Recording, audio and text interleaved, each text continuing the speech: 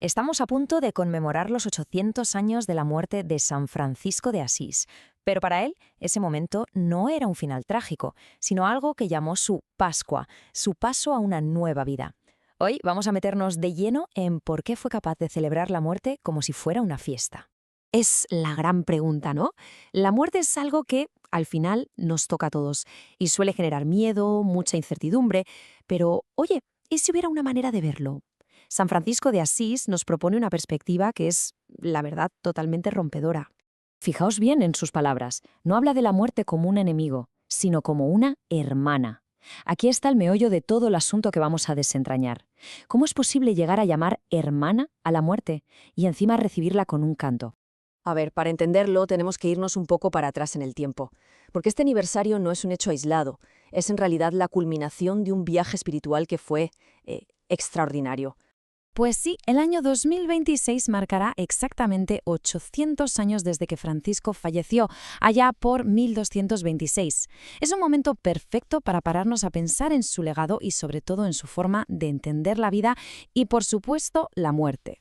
Y aquí llegamos a la palabra clave de todo esto, Pascua. No hablamos de una conmemoración triste, sino de una celebración. Para él morir era un paso, un tránsito. Vamos, como pasar de una habitación a otra, pero hacia una comunión total con Dios. Por eso, precisamente, lo llamó su Pascua.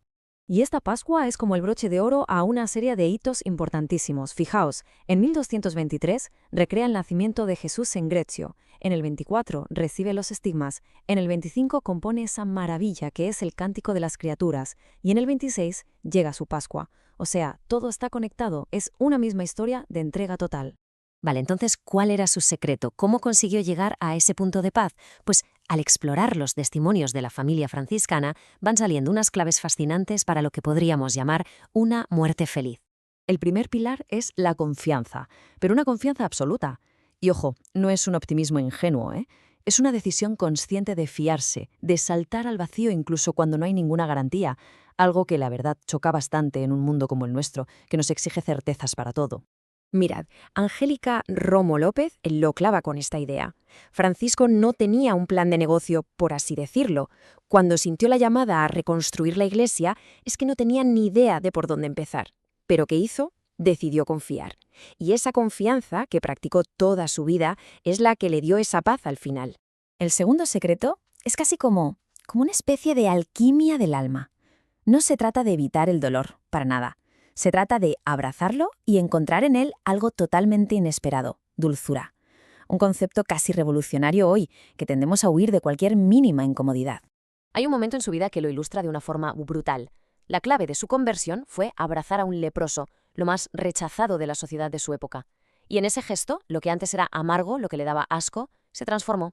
Ahí aprendió que a veces, en lo más difícil, se esconde una gracia increíble. La tercera clave consiste en mirar hacia atrás, pero no con arrepentimiento, sino con gratitud. Se trata de reconocer que ha habido una mano sosteniendo el camino, incluso en los peores momentos, y esa es una práctica que le puede cambiar la perspectiva de su propia vida a cualquiera. De nuevo, Angélica Romo López lo expresa fenomenal. El secreto de la felicidad de Francisco, nos dice, es ver la obra de Dios en todo, no solo en lo bueno, también en lo doloroso, en lo incierto.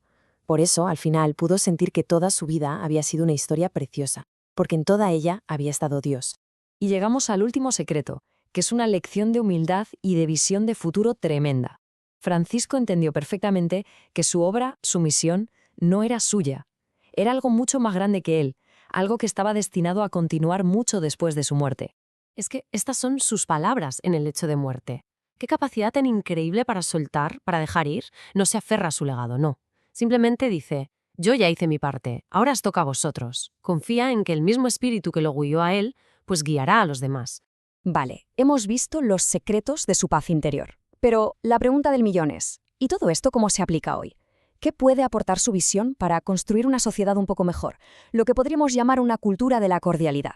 Pues mirad, aquí tenemos una especie de hoja de ruta. Presencia, encuentro, acogida, diálogo, escucha y esperanza. Y no son palabras vacías, ¿eh? Son actitudes muy concretas. Ver a la persona que tenemos delante, no a una etiqueta. Acoger al que nadie quiere. Escuchar de verdad, no solo para contestar. A ver, vamos a coger solo una de esas claves para que se entienda bien. La presencia. Vivimos en una sociedad que a menudo es anónima. somos un número de DNI, una estadística, un follower, pero la propuesta franciscana es justo la contraria. Cada persona tiene un rostro, una historia. El cambio fundamental es pasar de la cifra a la persona.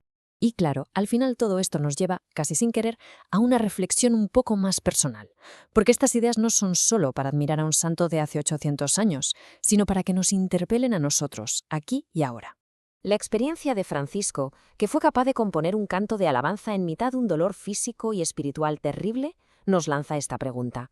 ¿De dónde se puede sacar algo de luz cuando todo parece completamente negro? Francisco escuchaba a Dios en todas partes, en el Evangelio, claro, pero también en el canto de un pájaro o en el silencio de una cueva. La pregunta que nos queda ¿es posible que nosotros también afinemos un poco el oído para escuchar esas voces? Y así volvemos al principio, a la idea de la Pascua. Porque a lo mejor no se trata solo de la muerte del final, sino de esas pequeñas muertes que vivimos cada día.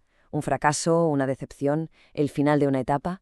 ¿Se puede creer que después de cada una de esas muertes puede haber una resurrección, una nueva oportunidad? Y cerramos con esta idea que me parece potentísima. La esperanza no es un simple optimismo, es la convicción de que la vida, con todas sus luces y sus sombras, tiene un sentido profundo. Y cuando se vive desde esa convicción, cada momento, incluso el final, se convierte en un motivo de celebración. La vida entera se transforma en una historia que merece la pena ser contada y, sobre todo, ser cantada.